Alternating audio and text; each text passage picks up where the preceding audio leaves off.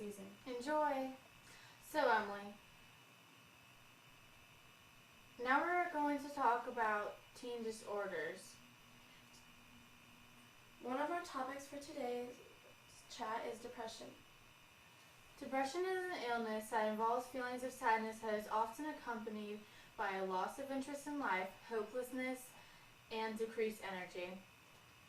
Depression often changes the biochemistry in the brain, where most of the illness takes place. 90% of depressed people respond positively to the treatment. Sometimes psychotherapy or counseling is needed. And did you know that depression affects 17 million Americans, and it also is a leading cause of suicide?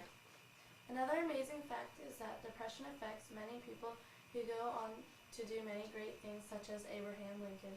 And for our last fact, depression increases with every generation, meaning that someday we might all be depressed. Well, now let's move on to another topic. Millions of Americans are hooked on heroin, morphine, amphetamines, tranquilizers, and cocaine. But a lot of Americans are also hooked on nicotine, caffeine, sugar, steroids, work, theft, gambling, and exercise. Every year, $2 billion is spent advertising alcohol's intoxicating nature, while at the same time, $10 billion is used to treat people who can't handle their liquor. 44% at Harvard School of Public Health said they had engaged drinking in the last 2 weeks. For men, this meant 5 or more drinks in a row. For women, 4 or more. The United States of America is the only country that restricts the purchase and public consumption of alcohol to adults aged 21 or older. Now we're going to talk about anabolic steroids. Steroids are related to testosterone, a male hormone.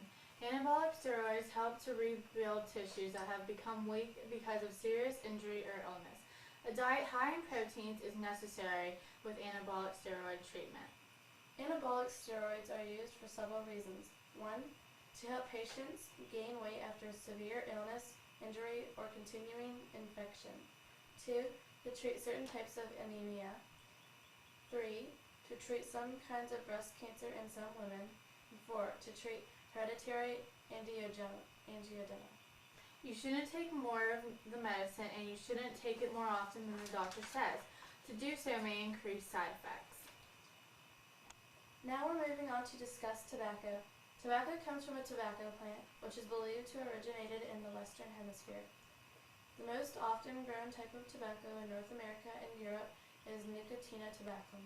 Prior to European influence in the Americas, Indians in Mexico and Peru used tobacco for ceremonies, medicinal purposes, and to alleviate hunger pains during famines. Tobacco use became widely accepted by Portuguese, Spanish, French, British, and Scandinavians. Sailors who became dependent on tobacco began planting seeds in countries that they went to, spreading it through Asia and Europe. Welcome back after the break. Like eating and drinking, exercising is one of those things that you need to do daily to keep your body healthy. Exercising is very important, but stretching is even more. You should stretch for at least 15 seconds, and stretching should never hurt. Women these days should exercise more. It would definitely benefit you for the rest of your life. And instead of taking the subway, walk. Or instead of driving to school, ride your bike. Things like that.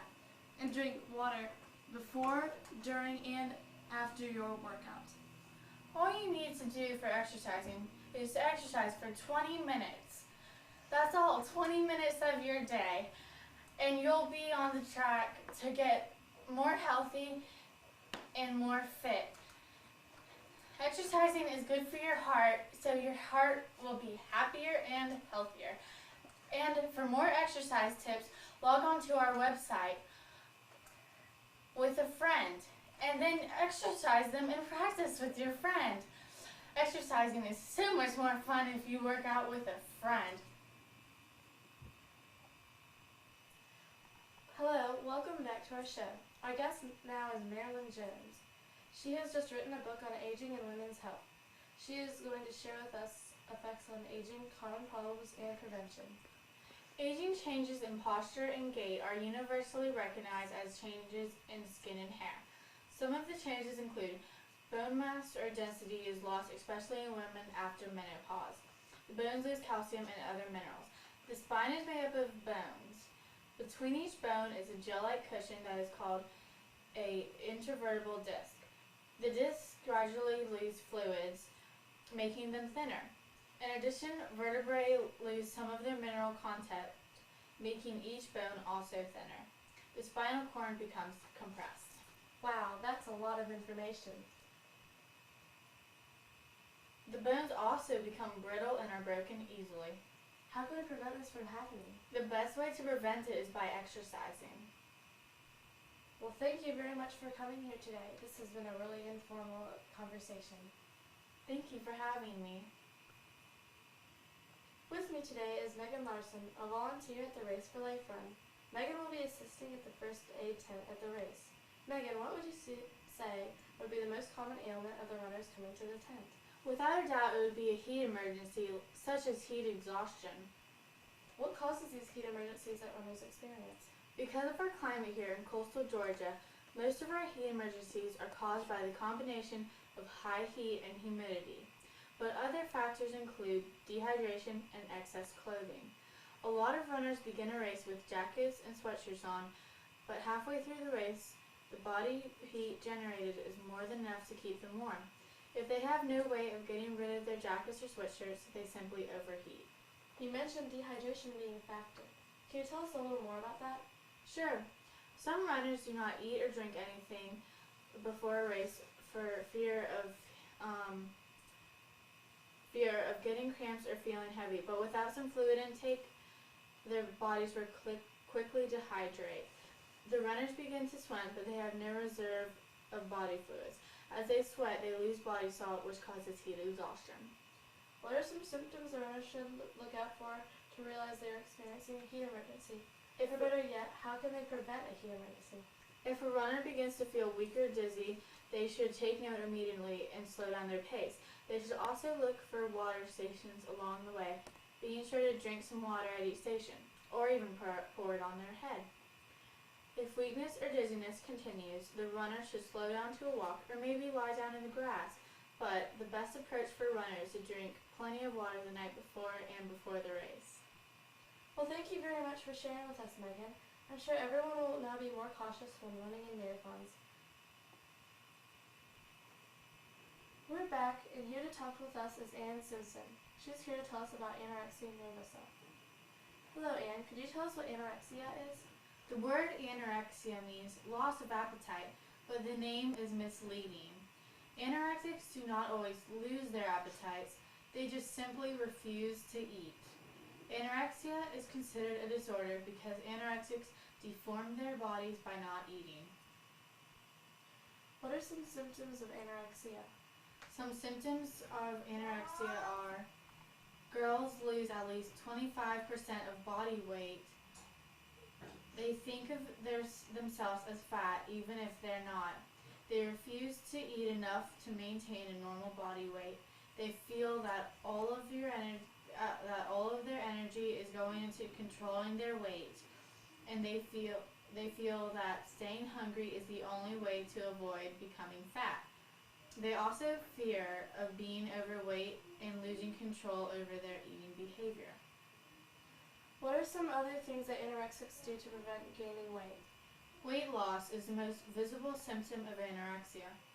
Some anorexics cut down on sweets and fattening foods such as breads, pastas, candies, ice creams, and other types of junk foods and carbs, while other anorexics cut down on everything. Like bulimics, they usually make themselves vomit to prevent food from absorbing into the body. Some anorexics are compulsive exercisers. They spend way too much time exercising. Women with anorexia do major proportions of aerobics, weight training, calisthenics, or running. That was a very informative conversation. Thank you so much for being here with us today. Please come back and share with us anytime. Now I'm here with Donna Eckert, whose child was overcome with obesity. a preventable problem that has been hypothesized to pass smoking as America's #1 killer. Donna, please tell me what it was like to have an obese child. Well, a third of mothers and 57% of dads don't realize their child is obese. My husband and I were two of those parents who were blinded by the love of our child to notice that our daughter, Kimberly, was obese. And how is Kimberly now? She's on a diet and is more active in sports. Have you done anything to help campaign against obesity? Yes, actually, I started a camp for obese children. The camp offers more nutritious food and more exercising.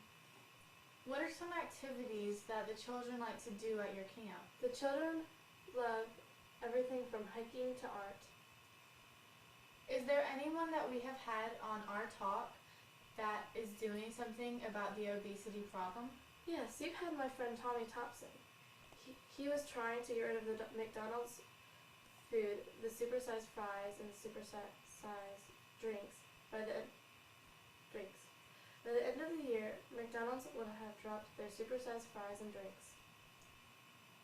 Can you tell us some more interesting facts about obesity? Well, by 2020, 50% of healthcare will be spent on obesity treatment, and studies have shown that 2 out of 3 adults and 9 million children are overweight or obese. The FDA has been considering whether to require restaurants to provide more nutrition information and to change nutrition labels on food sold in grocery stores. Well, thank you for stopping by today. Thank you so much for having me. If you would like to sign up your child for Donna's camp or help the children there, call 1-800-OBESITY. Thank you for watching this portion of our talk. See you next time.